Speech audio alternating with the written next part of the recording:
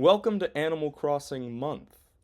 I've got 4 videos about the beloved games planned for release in the coming weeks, and I'm very excited about all of them.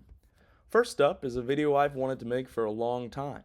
My thoughts on LEGO Animal Crossing, which as of this month has been out for a year. In my youth, I was a certified LEGO kid, and increasingly a Nintendrone, so the announcement of the sets was very exciting for me. Naturally, I bought the entire first wave shortly after its launch, and have since had a little shelf dedicated for my village. Despite being a toy for small children, I found myself surprisingly engaged by the concept and design of these sets, enjoying them not strictly as some sort of adult collector. These toys encourage customization and play in a way that deeply reflects the games themselves, encouraging me to think about the series in a new light. In this video, I'd like to share 6 of the lessons I learned about Animal Crossing from LEGO Animal Crossing. In addition to the official sets, I set to work in a program called Stud.io to tinker with my own designs. A lot of my lessons came from this experience, but they're more or less all reflected in the experience of assembling the sets, or in my imagined experience of the designers who worked on them. With that in mind, let's get started. Lesson 1. The impression matters more than the specifics. This concept, applicable to a lot of forms of creative expression, can be seen throughout the design of the sets, but it took me getting started on my own ideas to see it for myself. Specifically, late last fall, I wanted to recreate the roost as it appears in Animal Crossing New Leaf. Here we have my first attempt. I tried to recreate the primary details of the structure as best I could. We have a direct translation of the brick patterns on either side of the entrance, and the same number of panels in the door, almost, and the windows. However, there was a big problem with this design: the scale. Not only did it dwarf LEGO figures, but it would dwarf the existing buildings. To address the size, I reduced the height of the windows and door, but in doing so I lost the character of the original building. The roost is narrow and cozy. Reducing the size of the frame was my first revelation.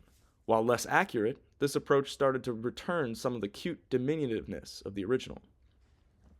Plus, I redesigned the door to allow it to accommodate a handle. Next, I started to rethink the rest of the model, making 2 major changes in doing so. While I liked the brick-built door, I was pretty unhappy with its new proportion and sought out alternatives. The simplest approach seemed to be this barred door, which could be seen as windowed through some suspension of disbelief. I also decided to rethink the masonry on the facade.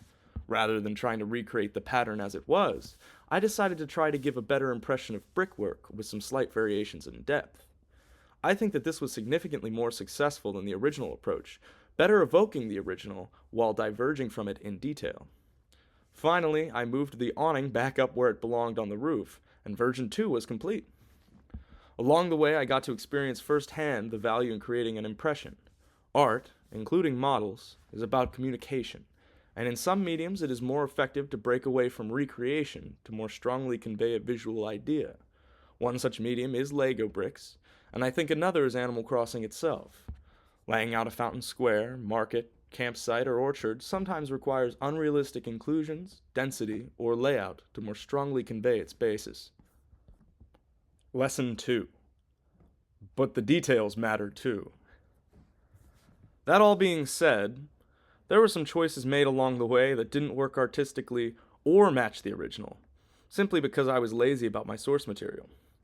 Why was the awning below the roofline? We know from the bricks that I wasn't working from memory, so why did I just phone in the upper half? Also, as I mentioned earlier, I had to redesign the brick-built version of the door to include a handle without being either visually unbalanced or structurally unsound. But why was this a compromise I was willing to make? Yes, it can be artistically effective to part ways with exact recreation, but you have to be deliberate in doing so.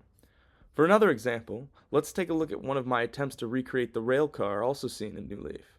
This was a later version, based on a specific Japanese prototype that I erroneously thought was the real-world basis of the game's model. There's a lot that I like about this model, but hey raccoon? What are these? Maybe I thought that they would be temporary, but they're so disparate from both the game model and the prototype that I don't know what I could have been thinking. In this revision, I actually made an attempt to emulate these details, and in this one did even better with a sneaky building technique. So in summary, details can be eschewed in favor of expression, but it has to be done deliberately. Ignoring small details entirely will only lead to a poor model. The Animal Crossing games are full of opportunities to incorporate small details, and therefore opportunities to forget about them. In my future play, I'm going to strive to start with recreations and work my way back to Impressionism, rather than the other way around. Lesson 3. Limitations can be a tool or a pitfall. The reality that ties the previous two lessons together is the idea of limitations of a given medium. In the case of Lego bricks, it's what parts exist and in what colors they've been made, while in Animal Crossing, it's the items and tools available to us as players. I'd have had no problem with the roost's door if the perfect pre-molded part already existed. I believe that these challenges can just as easily be leveraged to create something even better as they can stymie. The official sets, which I've neglected to mention in the video thus far, are full of both outcomes. While I am limited by the existence of parts, LEGO set designers are stringently limited by price targets and high standards of structural stability. I think that the Dodo Airport set is a great positive example. While most of the official sets are designed in a 3-wall format to facilitate play, the airport takes it a step further with this 2-wall corner design. This is facilitated by the exit out to the boarding platform. Rather than try to give the impression of a wall with an exit, the designer cleverly chose to leave this corner totally open, achieving better accessibility for hands and the impression of a larger space. The interior of the airport feels the most complete out of any of the sets in the first 2 waves, and I think this decision is a big part of why. Granted, the appeal and display suffers from it. Mine is tucked against this bookshelf for a reason, but I think that the overall set thrived in its limitations.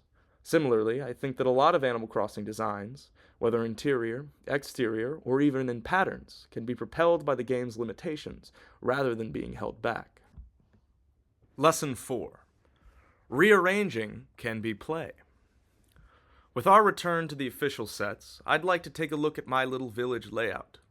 It's pretty simple compositionally, with all of the buildings laid out more or less in a line across this shallow shelf, but I actually spent more time than one would think getting the rounded plates to line up in a way that I found satisfactory. The sets are based around a system of plates 4, 6, and 8 studs wide, so I had to arrange them carefully to connect them. My sister gave me the airport set a while ago, and I set aside the time to put it together ahead of making this video. As such, it's a recent addition, and I think it looks a bit awkward here.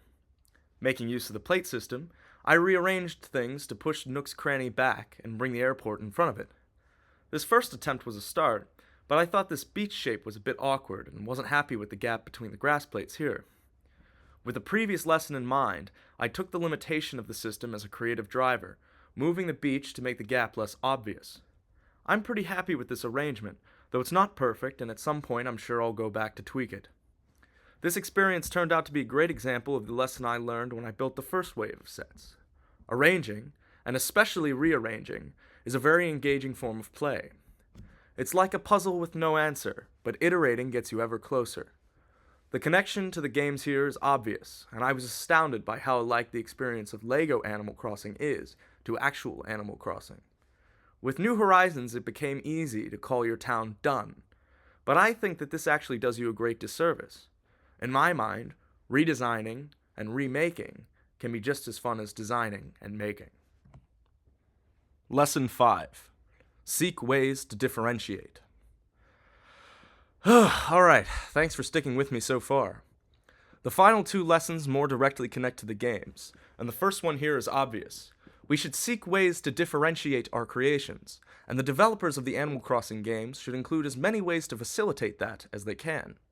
I was surprised by how much emphasis differentiation got in the sets. The instructions for the home interiors in the first wave pretty directly tell you to play Animal Crossing with the furniture, and the 2 sets in the second wave include these tile pieces to design your own town flags. These are both great, but in assembling, arranging, and rearranging the sets, I started to look for more options. Despite my usual strict attitude towards instructions, I started to make my own tweaks and move items between the plates. I even totally rebuilt a cliff module to make a 3rd tier for some added height. Now I continue to think about how I can make my layout stand out. Obviously, incorporating my own creations would do it, but I think there are a few ways that the sets could better facilitate customization. For example, I think it would have been cool to produce 4 variations of the airport. While logistically challenging, LEGO sets have had color variations share the shelves before. It would have been a bit like Nintendogs, letting you start playing at the store. Alternatively, the set could have included the pieces for all 4 colors, which seems to be a bit more common in other sets. Applying this lesson to the games is obvious. Try to make your town and home decor unique. More interesting are the ways that the Animal Crossing developers could seek differentiation. In the past, Animal Crossing towns have developed linearly, but I think it would be better for there to be branching paths, creating lateral but equal differentiation. Being able to choose how businesses and locations cosmetically develop would be great. For example, Brewster could ask players whether or not he should move out of the museum and into a separate building. There have been choices like this in previous games. In New Leaf, players could choose between 2 styles of police station, and in City Folk, Tom Nook would obliquely ask players with fully upgraded shops if they preferred a previous iteration. The latter isn't exactly lateral, creating a functional downgrade, but I think it was a great way to make complete saves different from others. The last lesson is a big one. It's perhaps the most directly related to the Animal Crossing games. It's the most preachy, and as those who know me will know, it's a lesson I've needed to learn for a long time. Are you ready? Here it is. Lesson 6. Animal Crossing as a virtual model set is a totally valid direction for the games. Now, I've framed this video around the idea of lessons because I think it's the best way to address my thoughts on LEGO Animal Crossing and its relationship to the games. But I hesitate to say that any of these ideas were taught to me by LEGO Animal Crossing directly. This last one, though, absolutely came from a hard lesson I genuinely had to learn from my experiences with it. So as I mentioned before, I bought all the first wave when they came out. Then from wave 2, I eventually picked up the town hall and was gifted the airport. Late last fall, I became interested in making the train from New Leaf. My first version of it looked like this.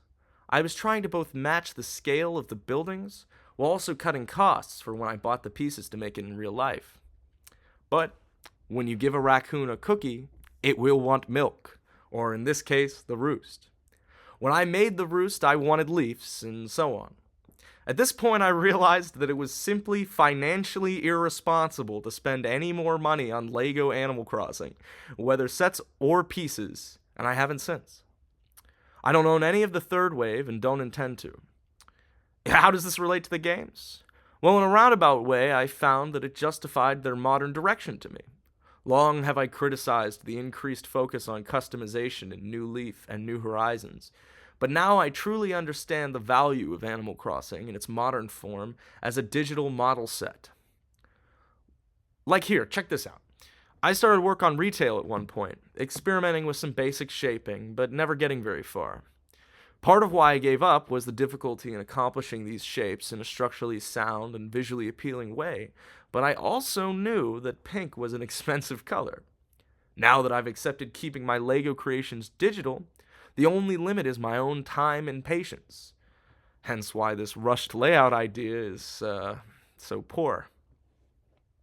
I definitely prefer the tactility of the physical LEGO bricks, and I appreciated playing with LEGO Animal Crossing, but I now know to cherish every digital creative outlet I can get.